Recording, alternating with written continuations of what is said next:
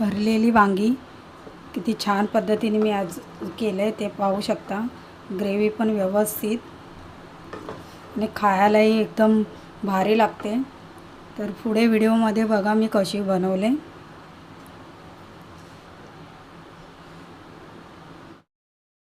नमस्कार, मी अस्मिता क्रिएटिव्ह किचनमध्ये तुम्हा सर्वांचं स्वागत आहे। तर मी बनवणार आहे भरलेलं वांगं। भरली वांगी कशी बनवायची ते मी रेसिपी आज तुम्हाला दाखवते। अगदी कमी साहित्यामध्ये आणि चवीला एक नंबरच लागते। तर मी ह्या साईजचे असे वांगं घेतले।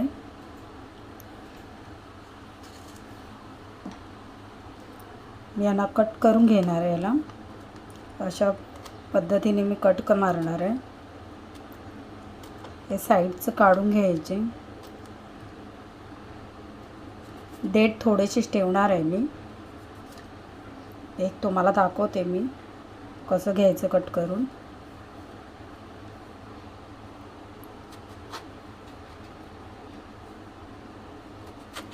अशा पद्धतीने मी कट मारून घेणार आहे। आतमध्ये कीड वगैरे आहे का चेक करून घ्यायचं। स्वच्छ धुवून मगच कापून घेतलं मी। हे सर्व कापून घेते मी। अशा पद्धतीने मी सगळे वांग कट करून घेतले। त्याला साईडला ठेवूया। आता त्या भरण्यासाठी काय काय साहित्य घेतले ते दाखवते। खोबरं घेतलंय मी वाटीचं प्रमाण घेतलं तर वाटीच खोबऱ्याचं किस घेतलंय मी। शेंगदाणे पाववाटीच घेतलंय मी। वाटीने घेत असाल तर पाववाटीच घ्या। थोडंसं कढीपत्त्याची पानं मी कट करून घेतलेत। कढीपत्ता अगदी केसांसाठी वगैरे पण उपयुक्त आहे। त्यासाठी मी प्रत्येक वाटणामध्ये टाकतच असते। थोडेसे 1 चमचाभर मी अख्खे धने घेतलेत आणि जिरे अर्धा चमचा घेतले मी। आणि अद्रक लसूणची पेस्ट मी थोडीशी खलबत्त्यामध्ये कुटून घेतले। थोडी दरदरीच आहे। वाटणामध्ये नाही टाकायची, तिची चव बिघडते। आणि कढीपत्त्याची पानं मी घेतले तडक्यामध्ये आणि थोडीशी कोथिंबीर घेतले मी। आणि इथे गरम मसाला मी अर्धा चमचा घेतला आहे।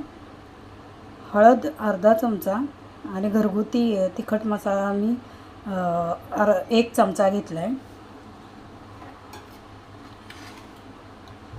अगोदर मी मिक्सरमध्ये वाटण करून घेते। शेंगदाणे मी मिक्सरमध्ये टाकून घेते। भाजून घेतलेलं आहे, तर तुम्ही पण भाजूनच घ्या, कच्चं घेऊ नका। खोबरा भाजून घेतला तो टाकते मी। जाडसरच आपल्याला वाटून घ्यायचे। आणि कढीपत्ता जिरा आणि धने हे याच्यामध्ये टाकून घेणार आहे। हे अगोदर मी वाटून घेते। थोडीशी कोथिंबीर पण याच्यामध्ये वाटून घ्यायची। जास्त असे त्याची पावडर नाही केले मी, दाटसरच आहे। वाटण जास्त बारीक नाही वाटून घ्यायचं, थोडंसं दरदरीतच पाहिजे।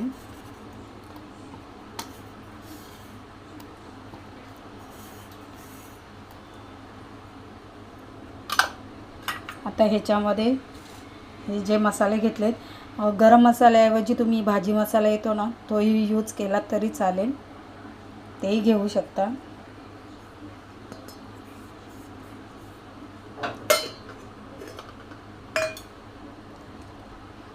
आणि अद्रक लसूणची पेस्ट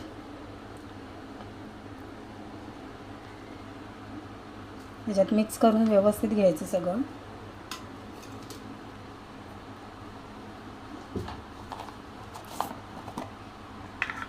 आता ह्याच्यामध्ये चवीपुरतं मीठ टाकून घेणार आहे मी। 1 चमचाभर टाकून घेते। जेवढं तुम्हाला मीठ लागणार आहे खाताय त्याच पद्धतीने टाकायचं। नाही तर जास्त खारट पण होऊ शकतं.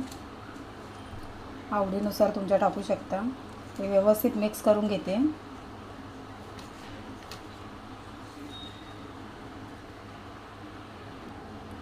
सर्व मिक्स करून झाले. आता हे वांग्यामध्ये भरून घ्यायचं. ही कोथिंबीर मी नंतर चिरून वरून टाकणार आहे. थोडीशी ग्रेव्ही पण धरणार आहे मी. व्यवस्थित स्टफिंग करायचं आतमध्ये. वांगी अगोदर मी 2-3 पाण्यामध्ये स्वच्छ धुवून घेतले. व्यवस्थित असं पॅक करायचं. या पद्धतीने असं मसाला सुटत नाही याच्यातून.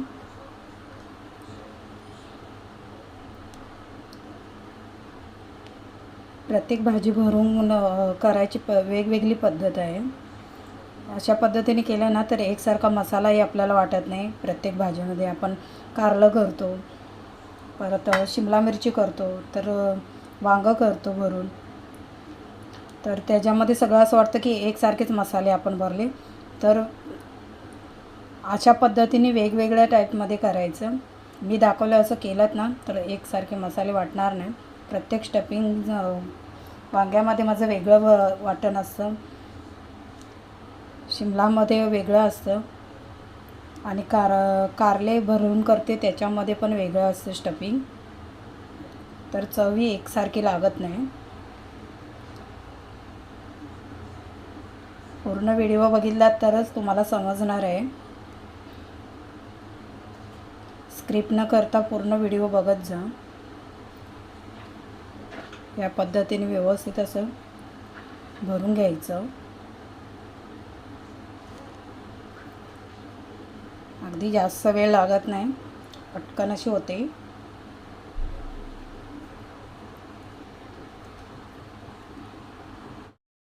कढई गरम करत ठेवले.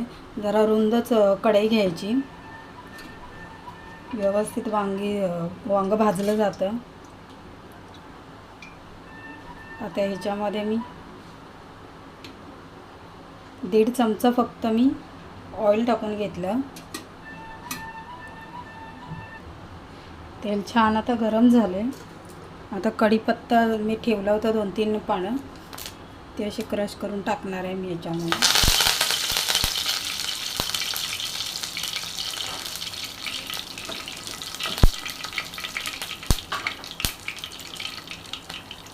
अगोदर मी वांगी भाजून घेणार आहे याच्यामध्ये.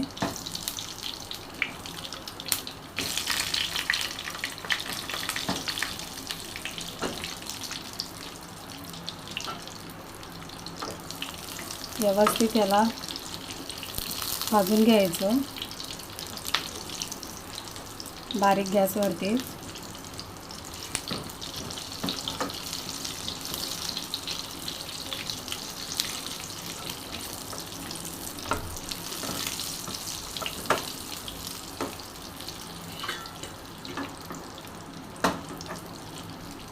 झाकण लावून ठेवते मी.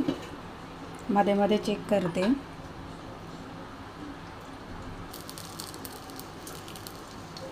बघू शकता हे व्यवस्थित सगळ्या बाजूने 70% असं शिजलं गेलं आहे. असं भाजलं ना, स्टफिंग अशीच राहते आणि कम मसाल्याला चव इतकी भन्नाट येते ना, छान वांगं भरलेलं लागतं हे. अशा पद्धतीने करा. आता मी हे ठेवलं आहे मसाला ग्रेव्हीसाठी, तर त्याच्यामध्ये थोडं मी पाणी टाकून घेणार आहे. लागेल तेवढंच पाणी टाकायचं, जास्त पातळ वगैरे काही करायचं नाही.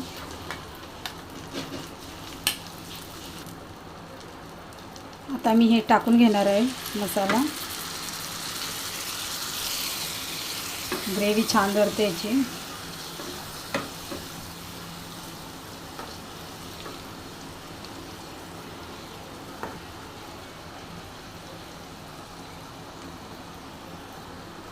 आता हे अजून मी 5 मिनटं ठेवून देणार आहे.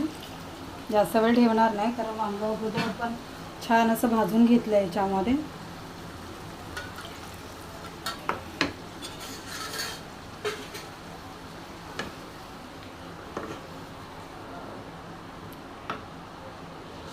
घटसर मी अशी ग्रेव्ही ठेवणार आहे याच्यामध्ये. खायला खूप सुंदर लागते. टिफिनसाठी पण देण्यासाठी छान अशी भाजी होते. आता याला मी 5 मिनटं ठेवून देणार आहे. बारीक गॅसवरतीच ठेवणार आहे. चेक करूया. वाव, बघा किती छान अशी तरी पण आले आणि व्यवस्थित वांग्यामध्ये आपण स्टफिंग केले ती व्यवस्थित तशीच्या तशीच राहते. बघू शकता. मसालाही बाहेर पडत नाही आपल्या याच्यामध्ये. आपण करतो पण काही काय करतात, अगोदर जे मसाला ग्रेव्ही करायचे तर मसाला तेलामध्ये सोडतात, नंतर वरून वांगे टाकतात. तर त्याच्याने काय होतं, आतली जी स्टफिंग आपण करतो ती पूर्णपणे त्या पाण्यामध्ये उतरली जाते. मग चव पण लागत नाही तशी. तर अशा पद्धतीने अगोदर वांगं भाजून घेतलं ना, नंतर मग व्यवस्थित तुम्ही वरून हे टाकलंत ना मसाला, तर बघा चवीलाही वेगळं लागतं आणि छान असं वांगं भरून होतं. आता आपलं झालं आहे वांगं भरलेलं. गॅस बंद करते. बघू शकता ग्रेव्ही पण एकदम मस्त झाले आणि वांगंही छान असं शिजलं गेलं आहे.